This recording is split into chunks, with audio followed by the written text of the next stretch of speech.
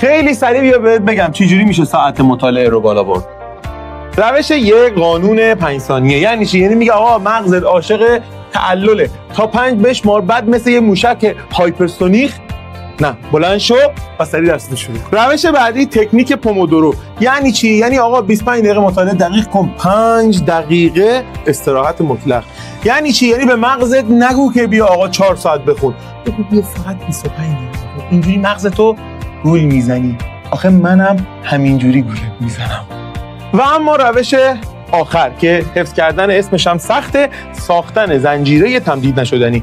یعنی چی؟ یعنی آقا حتی اگه شده 5 صفحه هم بخون، خیلی خسته‌ای 15 دقیقه بخون. آخه همیشه که زمان مطالعه مهم نیست، یه جایی فقط تداومه که ارزش داره.